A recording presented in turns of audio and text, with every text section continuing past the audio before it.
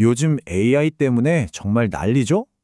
버튼 한 번만 누르면 코드가 뚝딱 나오고 보고서도 술술 써주니까요. 다들 와, 이걸로 우리 실력도 엄청나게 늘겠구나 하고 기대하잖아요. 그런데 말이죠. 여기에 우리의 상식을 아주 그냥 확 뒤집어 버리는 주장이 나왔습니다. 공식적으로요. AI는 당신의 실력을 떨어뜨립니다.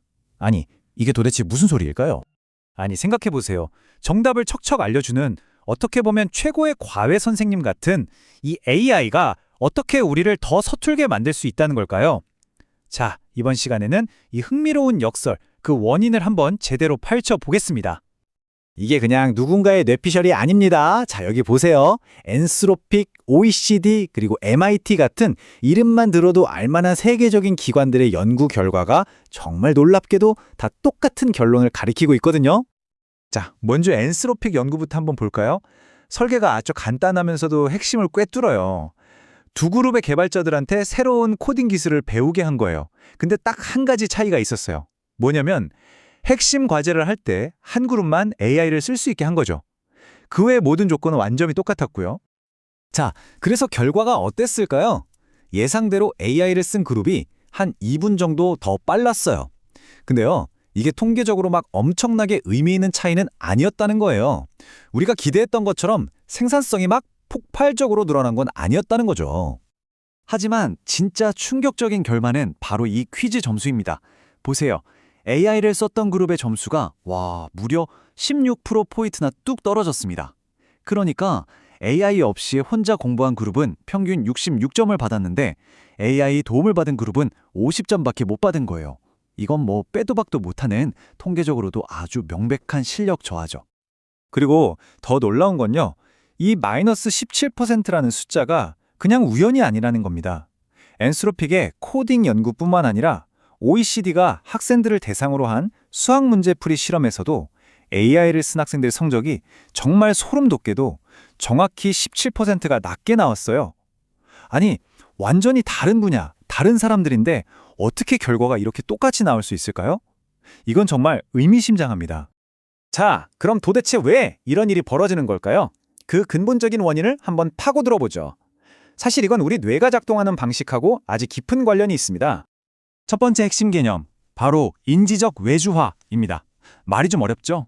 쉽게 말해서 우리가 기억이나 계산처럼 머리 쓰는 일을 스마트폰이나 AI한테 그냥 맡겨버리는 거예요.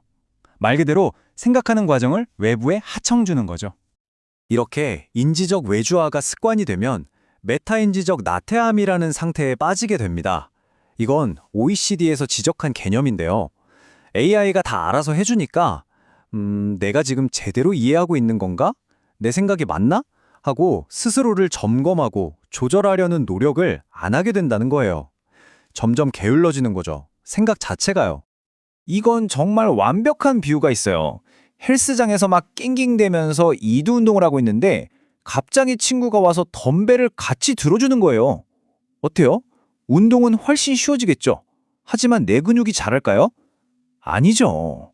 우리의 뇌도 똑같습니다. 편해지는 만큼 성장할 기회를 잃어버리는 겁니다. MIT의 뇌과학 연구는 이걸 아예 눈으로 보여줍니다. 신경학적인 증거죠. 에세이를 쓸 때 사람들 뇌파를 찍어봤더니 정말 놀랍게도요. 오직 자기 뇌만 쓴 그룹은 뇌 전체가 아주 활발하게 연결됐어요. 근데 AI를 쓴 그룹은 그 연결성이 가장 약했습니다.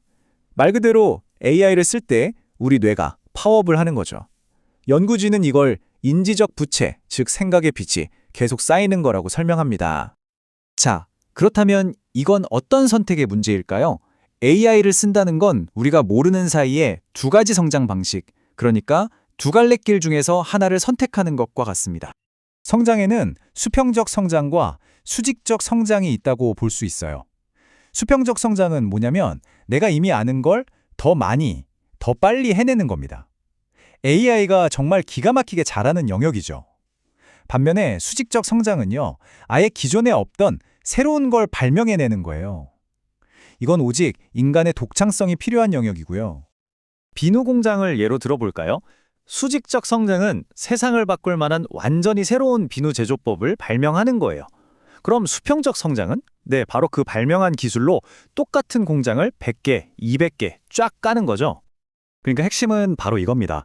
AI는 기존의 지식을 어마어마하게 확장시키는 수평적 성장의 정말 강력한 엔진이에요. 하지만 그 편리함의 대가로 우리는 새로운 지식을 창조하는 수직적 성장의 기회를 놓칠 수도 있다는 거죠. 일종의 트레이드오프인 셈입니다. 그렇다면 우리는 이 강력한 AI라는 도구를 도대체 어떻게 써야 할까요? 여기서부터가 중요합니다. 우리가 실천할 수 있는 생존 전략을 한번 알아보겠습니다. 자, 해결책은 AI를 아예 쓰지 말자, 이런 극단적인 게 아닙니다. 이 엄청난 도구를 어떻게 포기하겠어요? 중요한 건 내가 이걸 사용함으로써 무엇을 얻고 또 무엇을 잃게 되는지를 의식적으로 똑똑하게 알고 쓰자는 겁니다. 그게 바로 선택적 아웃소싱 전략입니다. 아까 말했던 인지적 부채가 쌓이지 않도록 의식적으로 관리하는 방법이죠. AI한테 맡겨도 되는 일과 이건 내가 반드시 지켜야 한다 하는 역량을 딱 구분하는 거예요. 목표는 아주 명확합니다. 경제적인 부분, 그러니까 일은 외주를 주더라도 나 자신을 구성하는 핵심 능력만큼은 절대 외주를 주면 안 된다는 거죠. 그럼 우리가 반드시 지켜야 할 그 핵심 역량은 뭘까요? 바로 이런 것들입니다. 비판적으로 생각하는 능력, 인생의 중요한 결정을 내리는 힘, 그리고 다른 사람과 관계를 맺고 소통하는 능력 같은 거예요. 결국 나라는 사람의 인격과 가치관이죠. 이런 것들만큼은 절대 AI한테 맡길 수 없는 바로 나 자신을 만드는 핵심 재료들입니다.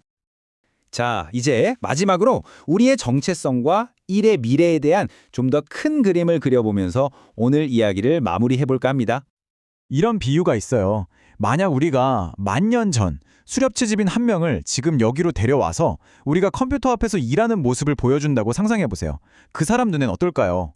사냥도 안 하고 열매도 안 따는 우리를 보면서 저게 도대체 무슨 가치 있는 일이지? 하고 고개를 갸웃거릴 겁니다. 이게 정말 중요한 걸 말해줘요. 바로 가치 있는 일의 정의는 시대에 따라 계속 변한다는 사실입니다. 그렇기 때문에 우리의 정체성을 지금 내가 가진 직업, 기술에만 묶어두는 건 사실 굉장히 위험한 선택일 수 있어요. 왜냐하면 그 기술들은 언젠가 결국 AI에게 아웃소싱 될 테니까요. 그래서 마지막으로 여러분께 이 질문을 던지면서 마무리하고 싶습니다. AI가 거의 모든 경제적 활동을 인간보다 더 잘하게 되는 시대가 온다면 우리는 과연 무엇으로 우리 자신을 정의해야 할까요? 그리고 당신은 어떤 존재가 되기를 선택하시겠습니까?